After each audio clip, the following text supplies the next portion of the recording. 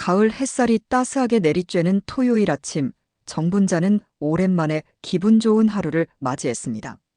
현관문을 나서며 깊게 들이마신 공기는 선선하면서도 상쾌했어요. 아들 민호와 며느리 수진이 함께하는 등산은 정말 오랜만의 일이었죠. 어머니, 준비 다 되셨어요? 수진이 밝은 미소를 지으며 물었습니다. 28살의 수진은 언제나 정분자에게 다정했어요. 결혼한 지 2년이 넘었지만 여전히 어색한 며느리들이 많다는데 수지는 달랐습니다. 명절 때도 먼저 나서서 일을 도왔고 평소에도 자주 안부를 물어왔죠. 그럼 우리 수진이가 이렇게 챙겨주는데 뭐든 준비됐지? 정분자는 등산용 배낭을 매며 대답했어요. 배낭 안에는 수진이 싸준 김밥과 과일, 물통이 들어 있었습니다. 정성스럽게 준비한 흔적이 역력했죠. 민호가 차 시동을 걸며 말했습니다. 엄마, 오늘 날씨가 정말 좋네요. 단풍도 막 시작되고 등산하기 딱 좋은 날이에요. 그러게 말이야. 요즘 같은 날씨에 집에만 있으면 아깝지. 차 안에서 바라본 풍경은 아름다웠어요. 산 중턱까지 물든 단풍이 마치 자연이 그린 그림 같았습니다. 정분자는 창밖을 바라보며 마음이 한결 가벼워지는 것을 느꼈죠. 요즘 혼자 지내는 시간이 많았는데 이렇게 가족과 함께하니 외로움도 잠시 잊힐 것 같았어요. 등산로 입구에 도착하자 이미 많은 사람들이 모여 있었습니다.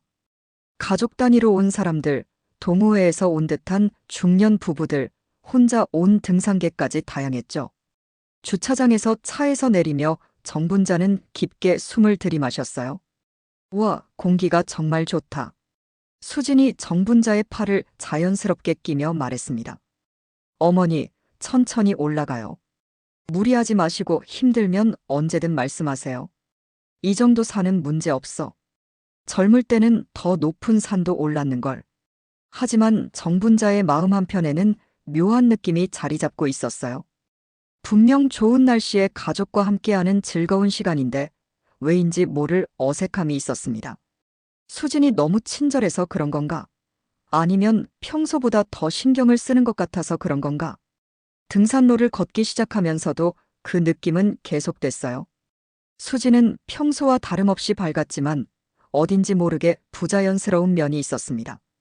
말투는 똑같았지만 시선이 자꾸 다른 곳을 향하고 있었고 웃음소리도 평소보다 조금 높았어요.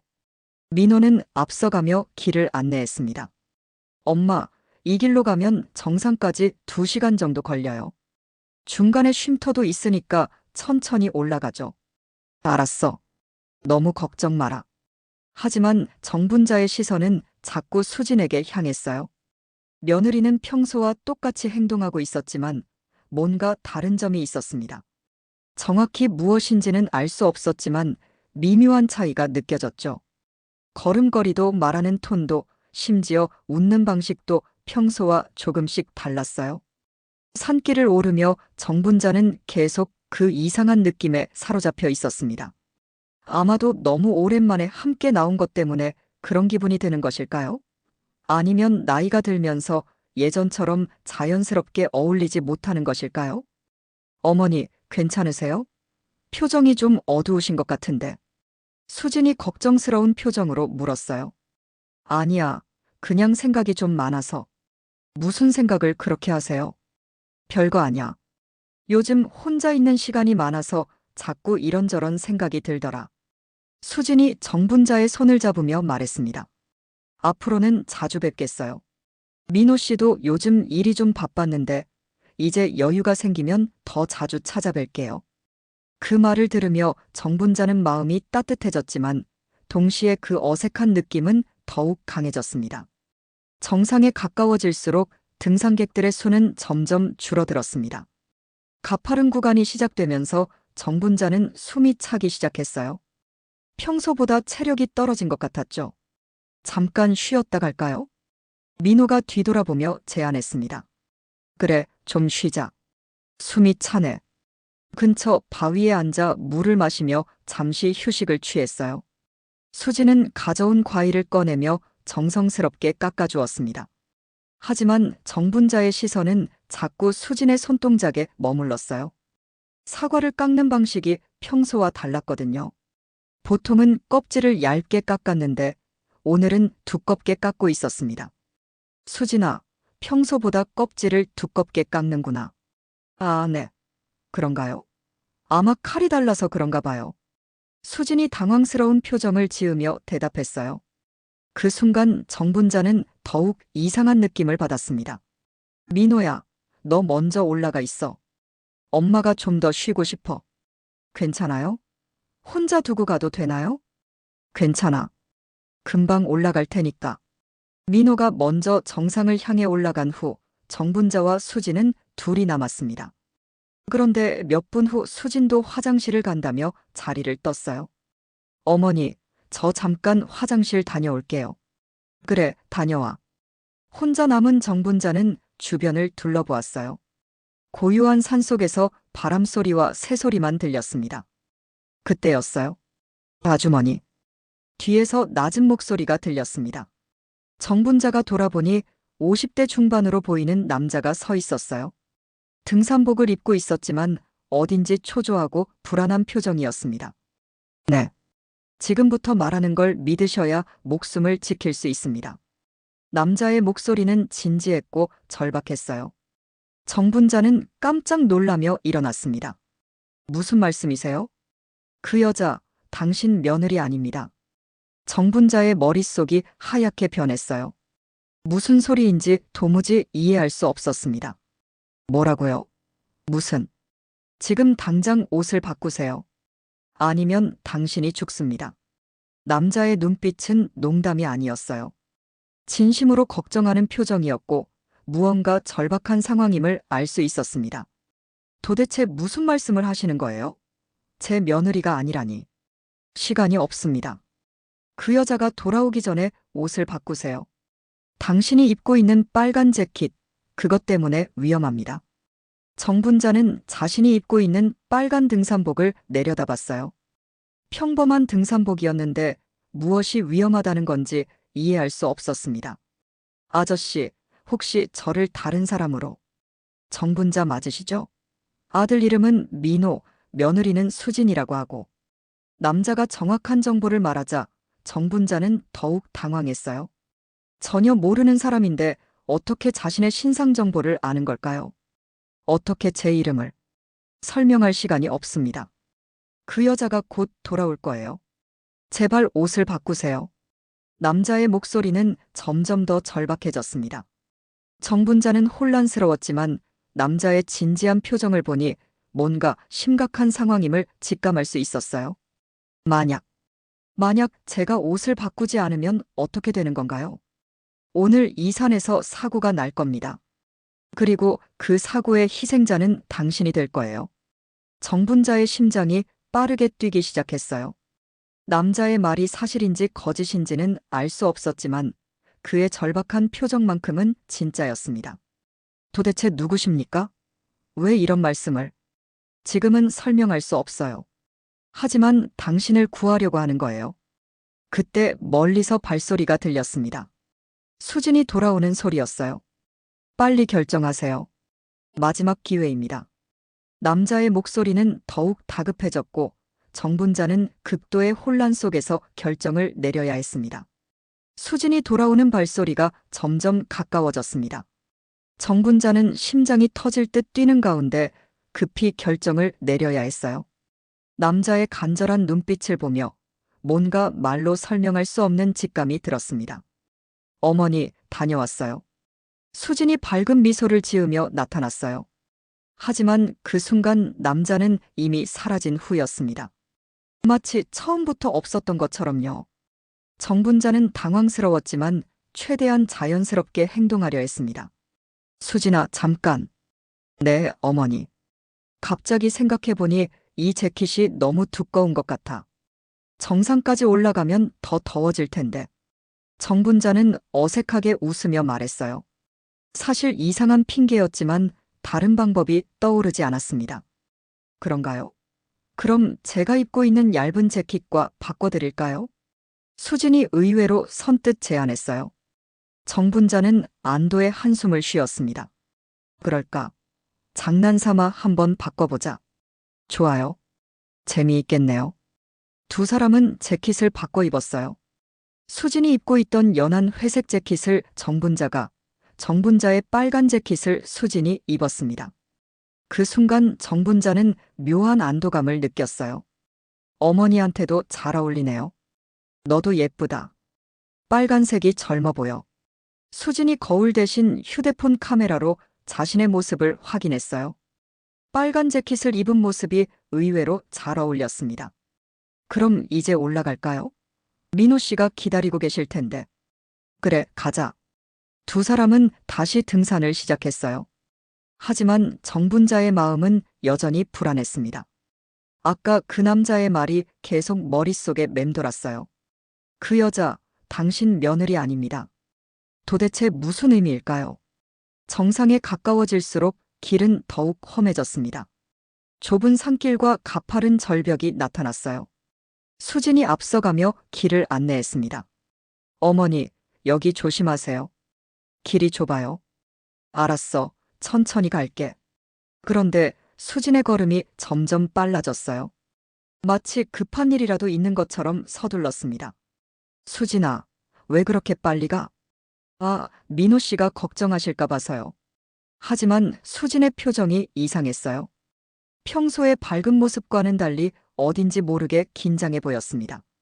정상까지 얼마 남지 않은 지점에서 수진이 갑자기 멈춰 섰어요. 어머니, 잠깐만 기다리세요.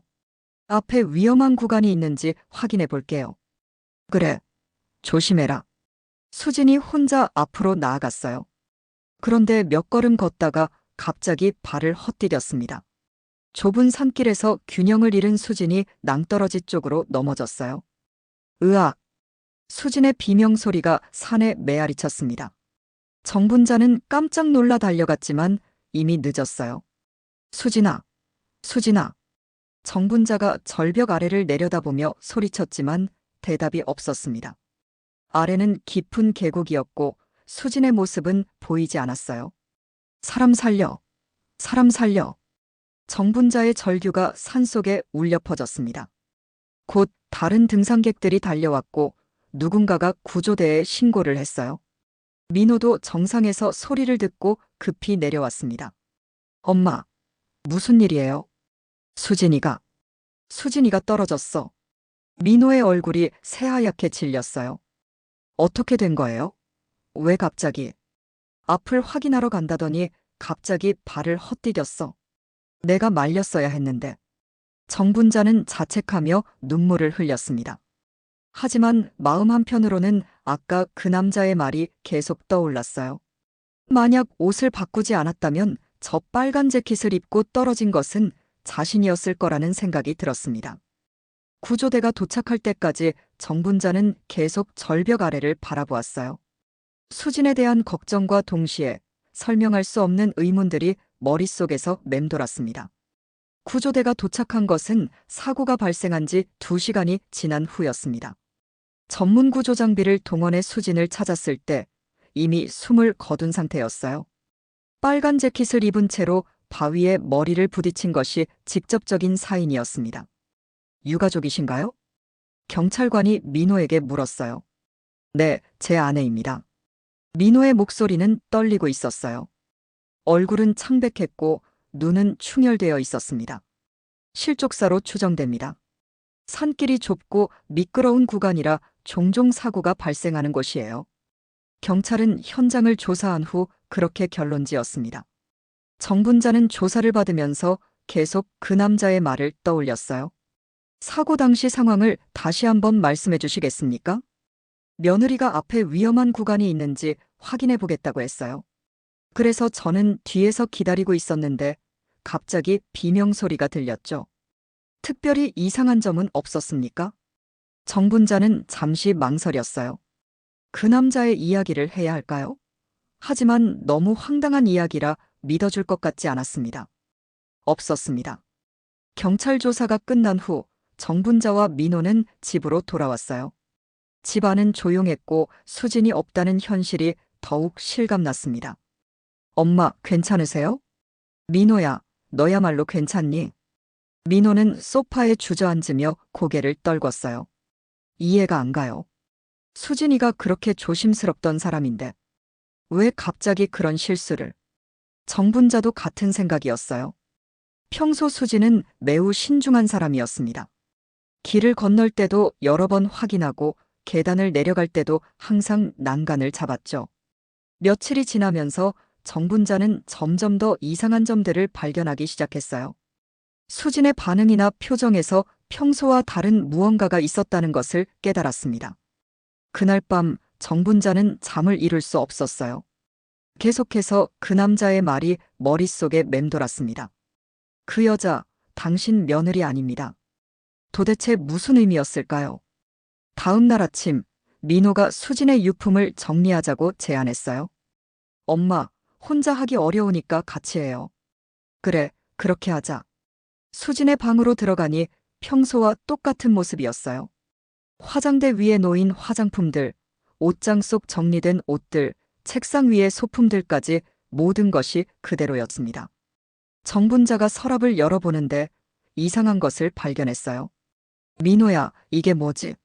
서랍 깊숙한 곳에서 낯선 신분증이 나왔습니다. 사진은 수진과 비슷했지만 이름이 달랐어요. 김영이라고 적혀 있었습니다. 이상하네요. 왜 다른 사람 신분증이? 민호도 당황스러운 표정이었어요. 혹시 주운 건 아닐까? 그럴 리가요. 서랍 깊숙이 숨겨둔 것 같은데. 계속 정리하던 중 또 다른 이상한 물건들이 나왔어요. 감춰둔 휴대폰이 하나 더 있었고 그 안에는 수진이 찍은 것 같지 않은 사진들이 들어 있었습니다. 민호야, 이 사진들은 뭐지? 사진 속에는 민호의 모습이 담겨 있었어요. 하지만 민호가 모르는 사이에 몰래 촬영한 것 같았습니다. 회사 앞에서, 카페에서, 심지어 집 근처에서도 찍었더군요.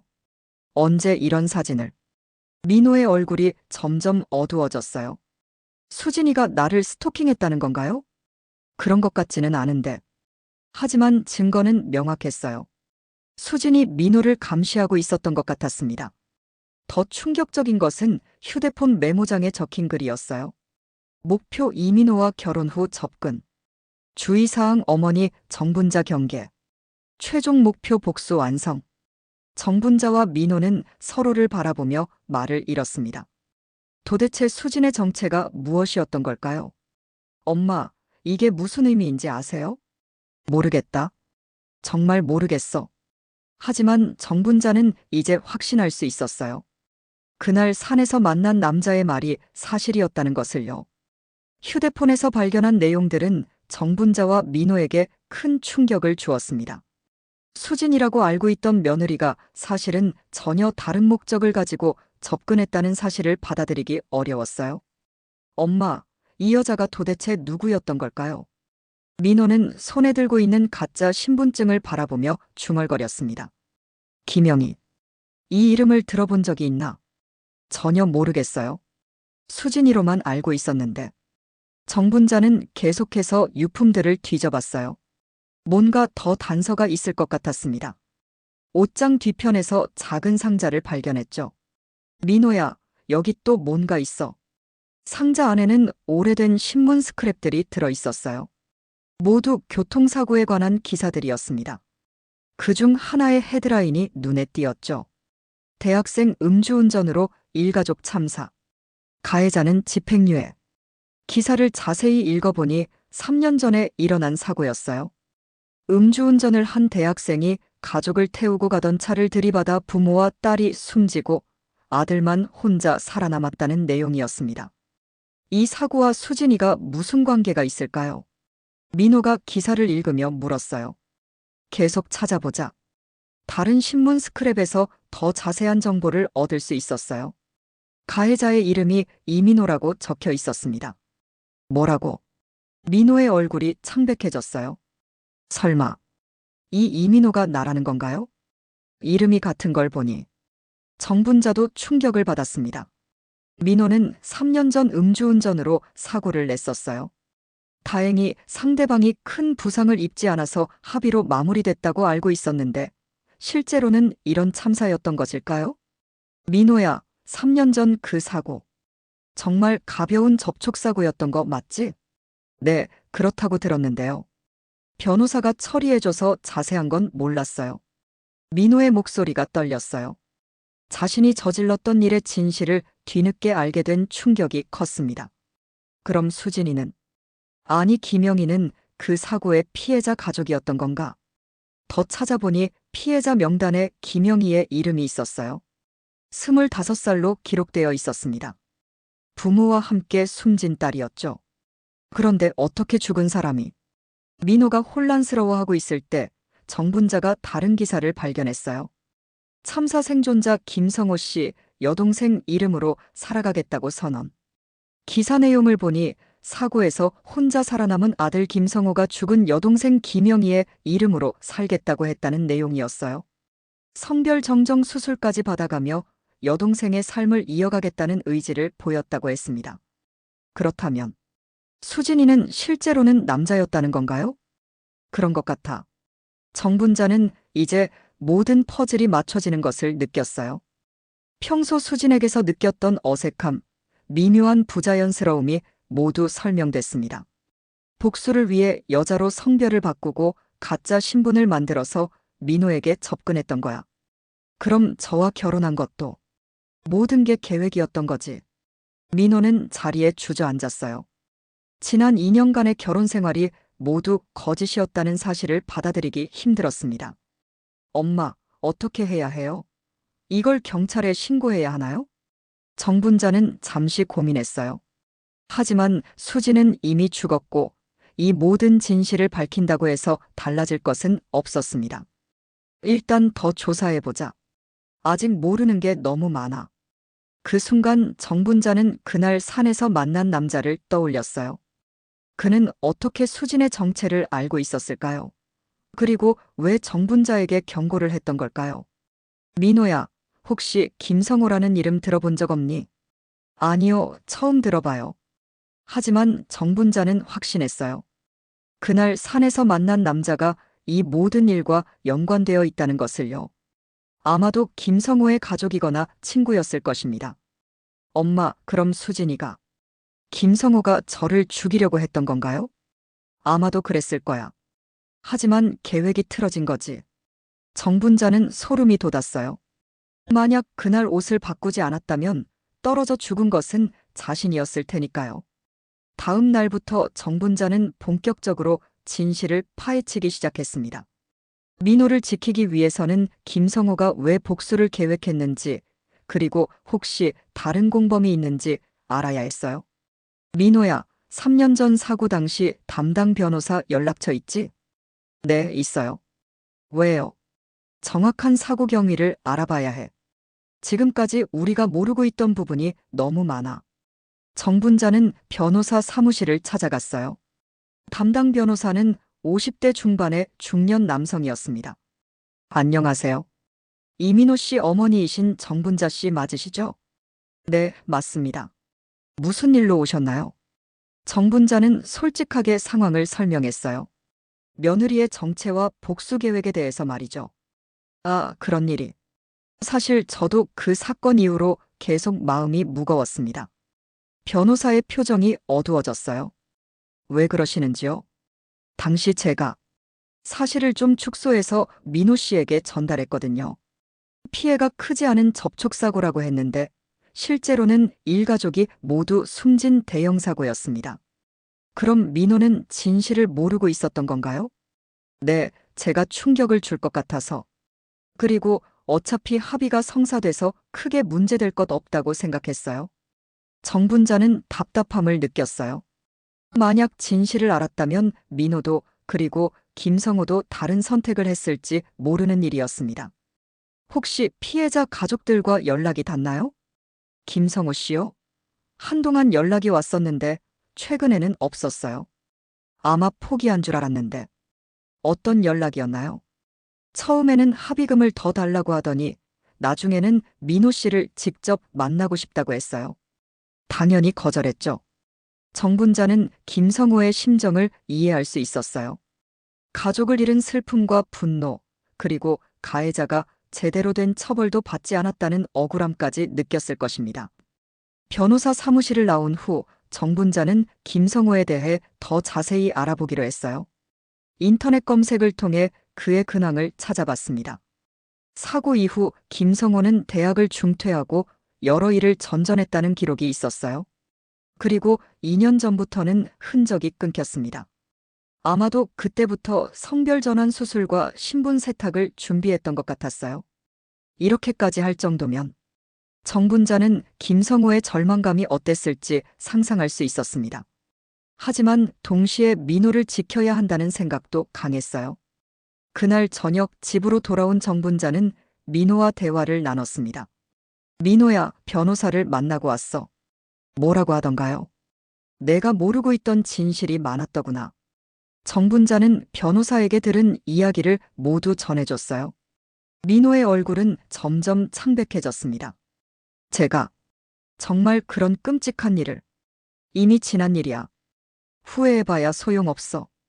하지만 김성호 입장에서는 당연히 화가 날 만하죠. 가족을 모두 잃었는데 가해자는 제대로 된 처벌도 받지 않았으니. 민호의 목소리에서 죄책감이 느껴졌어요. 그래, 그 마음도 이해해. 하지만 복수는 또 다른 비극을 낳을 뿐이야. 엄마, 혹시 김성호가 수진이가 죽은 걸 알고 또 다른 복수를 계획하는 건 아닐까요? 민호의 말에 정분자도 걱정이 됐어요. 김성호가 계획했던 복수가 실패했다는 걸 알면 더욱 절망적인 행동을 할 수도 있었습니다. 일단 조심하자. 당분간 혼자 다니지 말고. 그때 현관문에서 초인종 소리가 들렸어요. 누구지? 정분자가 문을 열어보니 택배기사였습니다. 정분자님 맞으시죠? 택배요. 저희가 주문한 게 없는데요. 발송인이 김영이라고 되어 있네요. 정분자와 민호는 서로를 바라봤어요. 김영희는 수진의 진짜 이름이었습니다. 언제 발송된 건가요? 사흘 전이요. 수진이 죽기 하루 전에 발송한 택배였어요. 정분자는 떨리는 손으로 택배를 받았습니다. 상자 안에는 편지 한 통과 USB 하나가 들어 있었어요. 편지 내용은 충격적이었습니다. 이 편지를 읽고 계시다면 저는 이미 죽었을 것입니다. 저는 김성호입니다. 이민호의 아내 수진으로 살았던. 정분자는 떨리는 손으로 편지를 계속 읽었습니다. 저는 복수를 위해 살아왔습니다. 가족을 앗아간 이민호를 용서할 수 없었어요. 하지만 정분자 어머니를 만나면서 마음이 흔들리기 시작했습니다. 어머니의 따뜻함과 진심을 느끼면서 제가 하고 있는 일이 과연 옳은 것인지 의문이 들었어요. 민호가 옆에서 편지를 함께 읽으며 고개를 떨궜습니다. 하지만 이미 너무 멀리 와버렸습니다. 돌이킬 수 없는 선을 넘어버렸어요. 그래서 마지막으로 진실을 털어놓고 싶습니다. 편지는 김성호가 어떻게 복수를 계획했는지 자세히 적혀 있었어요. 성별전환 수술부터 가짜 신분 만들기, 민호에게 접근하는 과정까지 모든 것이 치밀하게 계획됐었습니다. USB에는 모든 증거가 들어 있습니다. 제가 민호를 감시했던 영상들, 어머니를 조사했던 자료들, 그리고 제가 준비했던 복수 계획의 전말이요. 정분자는 USB를 컴퓨터에 꽂았어요. 파일들을 확인하자 소름이 돋았습니다. 민호의 일상이 세세하게 기록되어 있었고, 심지어 정분자의 행동 패턴까지 파악하고 있었어요. 이렇게까지 민호가 중얼거렸습니다. 그런데 파일 중에 이상한 것이 하나 있었어요. 아버지라는 이름의 폴더였습니다. 아버지. 폴더를 열어보니 중년 남성의 사진들이 들어 있었어요. 정분자가 그 얼굴을 보는 순간 깜짝 놀랐습니다. 이 사람, 산에서 만난 그 남자야. 네, 정말요. 확실해. 이 사람이 나한테 경고를 해준 거야. 파일을 더 살펴보니 그 남자는 김성호의 아버지가 아니었어요. 김철수라는 이름의 사립탐정이었습니다. 사고로 가족을 잃은 김성호가 고용한 사람이었죠. 그럼 이 사람이 김성호를 도와서. 아니야, 오히려 반대인 것 같아.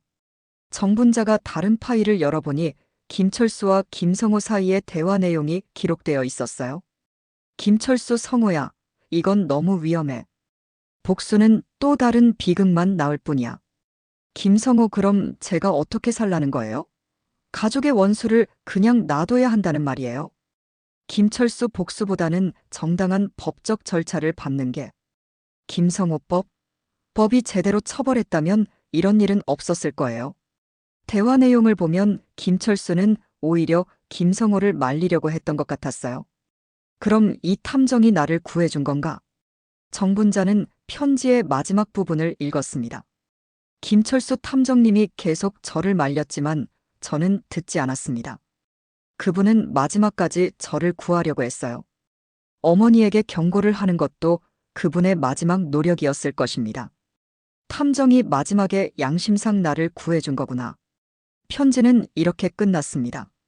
저는 이제 가족들이 있는 곳으로 갑니다. 더 이상 복수에 사로잡혀 살고 싶지 않아요. 이민호 씨, 정말 미안했습니다. 그리고 어머니, 짧은 시간이었지만 진짜 어머니 같았어요. 정분자는 눈물을 흘렸습니다. 김성호가 마지막에는 복수를 포기하고 자신의 목숨을 끊었다는 것을 알 수 있었어요. 결국 김성호는, 수진이는 자살한 거였구나. 민호도 복잡한 표정이었어요. 그렇다면 제가 죽일 뻔했던 사람이 오히려 저를 용서하고 간 건가요? 그런 것 같아. 하지만 정분자의 마음은 여전히 무거웠어요. 모든 진실이 밝혀졌지만 이것으로 끝이 아닐 수도 있었습니다. 민호야, 혹시 김성호 말고 다른 가족은 없었나? 잘 모르겠어요. 부모님과 여동생만 있다고 알고 있었는데. 그때 정분자의 휴대폰이 울렸습니다. 모르는 번호였어요. 여보세요? 정분자 씨죠? 김철수입니다. 산에서 만났던 그 탐정이었어요. 아, 탐정님. 만나서 이야기할 수 있을까요? 아직 끝나지 않았습니다. 정분자의 심장이 다시 빠르게 뛰기 시작했어요. 정분자는 김철수 탐정과 조용한 카페에서 만났습니다.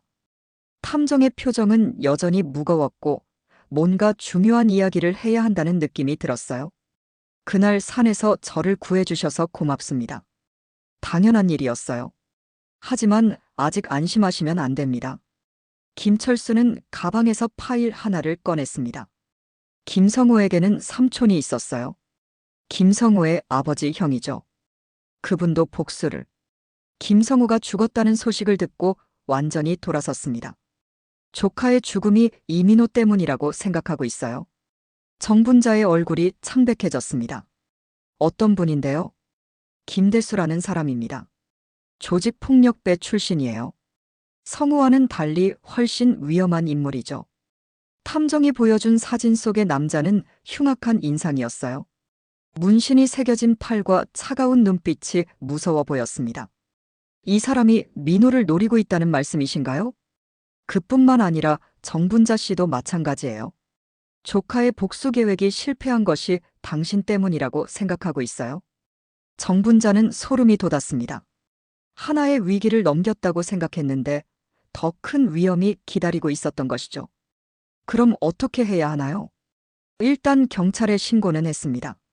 하지만 아직 구체적인 위협이 없어서 적극적으로 나서기 어려운 상황이에요. 그럼 우리는 그냥 당하고만 있어야 한다는 건가요? 김철수는 잠시 고민하더니 입을 열었습니다. 하나의 방법이 있기는 합니다. 하지만 쉽지 않은 선택이에요. 뭔데요? 김대수를 직접 만나서 진실을 이야기하는 겁니다. 김성호가 마지막에 복수를 포기했다는 것, 그리고 자신의 선택으로 죽었다는 것을 말이죠. 정분자는 망설였어요. 위험한 조직폭력배를 직접 만난다는 것은 목숨을 거는 일이었습니다. 하지만 그렇게 해도 믿어줄까요? 김성호의 편지와 유품이 있잖아요. 그것들을 보여주면 믿을 수밖에 없을 거예요. 그날 밤 정분자는 민호와 긴 대화를 나눴습니다. 엄마, 너무 위험해요. 제가 가겠어요. 안 돼. 내가 가면 감정적으로 될 수밖에 없어. 내가 가는 게 낫겠다. 하지만, 민호야, 엄마를 믿어라. 이제 더 이상 숨어 살 수는 없잖니.